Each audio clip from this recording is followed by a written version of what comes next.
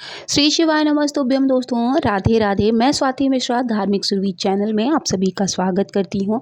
जैसा कि हम सब जानते हैं कि पौष मास की जो है एकादशी, पुत्रदा एकादशी संतान के सुख को देने वाली, उनके भविष्य की मंगल कामना करने वाली होती है। तो इस व्रत से जुड़े कुछ खास नियम हैं जिनके बारे में हम बात कर लेते हैं कि इस सबसे पहले बता दें, इस बार जो एकादशी है वो 10 जनवरी यानी कि शुक्रवार को होगी। एकादशी व्रत से एक दिन पहले और एक दिन बाद तक सात्विक भोजन करना चाहिए। एकादशी व्रत के एक दिन पहले से ही जो है किन चीज़ों का त्याग करना चाहिए, उनमें है मसूर की दाल, चावल, बैगन, गाजर, शलगम, पालक, गोभी, इन सब चीज़ों का सेवन नहीं करना चाहिए। इसी के साथ साथ संभव हो तो प्याज लहसुन भी आप ना खाएं। एकादशी व्रत में ब्रह्मचर्य के नियमों का पालन करना चाहिए। एकादशी के व्रत के दिन सुबह से ही जब से आप उठ जाएंगे तभी से ओम नमो भगवते वासुदेवाय नमः मंत्र का जाप करते रहना चाहिए। एकादशी व्रत के दिन विष्णु जी और माता लक्ष्मी की पूजा करनी चाहिए। एकादशी व्रत के दिन विष्णु जी को पंचामृत, पीले फूल, केला, मौसमी फल, मिठाई और तुलसी अर्पित करनी चाहिए। एकादशी व्रत के दिन काले रंग के किसी भी रूप में कपड़े नहीं पहनने चाहिए। पीले वस्त्र खुद भी पहने और भगवान को भी पीले ही वस्त्र धारण कराएं। एकादशी व्रत के दिन ना तो तुलसी के पत्ते तोड़ें, ना ही किसी फूल पौधे के, यहाँ तक कि किसी भी पौधों को तोड़ने का या उनको हिलाने तक का भी प्रयास ना करें। एकादशी व्रत का पारण दूसरे दिन द्वादशी तिथि में ही करना चाहिए। एकादशी व्रत के दिन दान पुण्य अवश्य करना चाहिए। संभव हो तो अगर आप व्रत हैं तो उसके पहले दान करने के बाद ही पारण करें। एकादशी व्रत के दिन क्रोध बिल्कुल भी नहीं करना चाहिए, निंदा भी नहीं करनी चाहिए। एकादशी व्रत में ना तो झाड़ू लगाना है, ना पोछा लगाना है, ना नाखून काटने हैं, ना कपड़े धोने हैं। ऐसा कोई काम नहीं करना है जिससे कि छोटे से छोटे यानी कि चींटी जैसे सूक्ष्म जीव जो हैं उनको भी हानि पहुँचे, क्योंकि एकादशी के दिन इन सारी चीज़ों का दोष बहुत जल्दी लग जाता है। इसीलिए एकादशी व्रत के कुछ खास नियम हैं, जब आप इनका पालन करते हैं तभी आपकी एकादशी जो है वो संपूर्ण होती है, फलदायी होती है और श्री हरि जो है वो प्रसन्न हो जाते हैं। एकादशी के दिन प्रातः काल लकड़ी का भी, जो बहुत सारे लोग नीम की लकड़ी तोड़कर दातुन करने लगते हैं, क्योंकि उस दिन उसी व्रत से लोग नहीं करते हैं तो दातुन तोड़ लेते हैं, ऐसा भी नहीं करने चाहिए।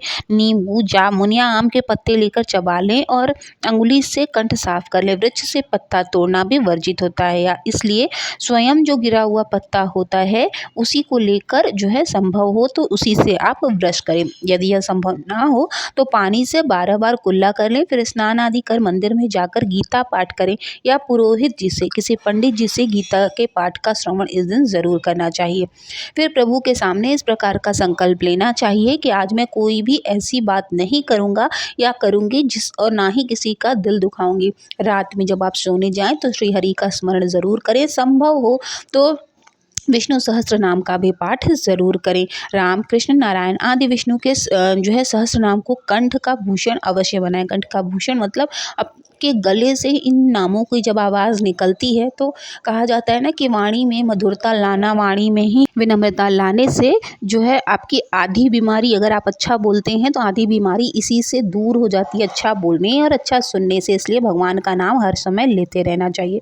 भगवान विष्णु के स्मरण की प्रार्थना हमेशा करें और कहें कि हे त्रिलोकीनाथ, अब आप मुझे इस व्रत को करने के या एकादशी के नियमों को पालन करने की शक्ति प्रदान करिए। यदि किसी की आपने भूलवश निंदा कर भी ली है तो भगवान सूर्य नारायण के दर्शन कर धूप दीप से श्री हरि की पूजा कर क्षमा मांग लेनी चाहिए।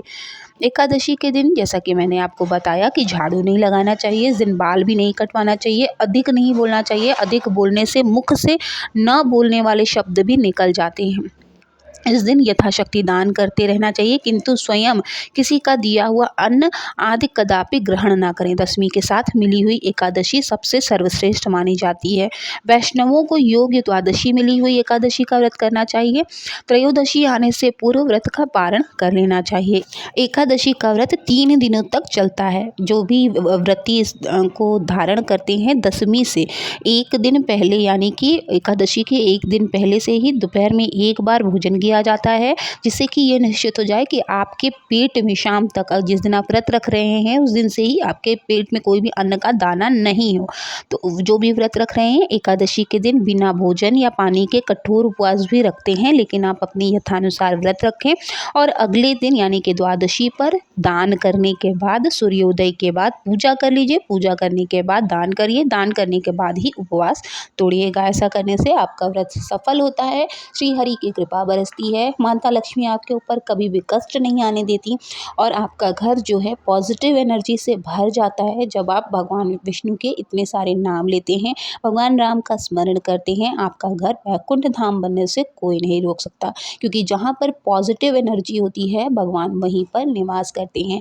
इसलिए प्रयास यही करें, अपने काम से काम का मतलब रखें, किसी के बारे में अन्यथा या ज़्यादा ना बोलें, अपनी चीज़ों को अच्छे से करें ताकि भगवान की कृपा हमेशा बनती रहे। मिलेंगे नेक्स्ट वीडियो में, तब तक के लिए ओम नमः शिवाय, जय माता दी, राधे राधे।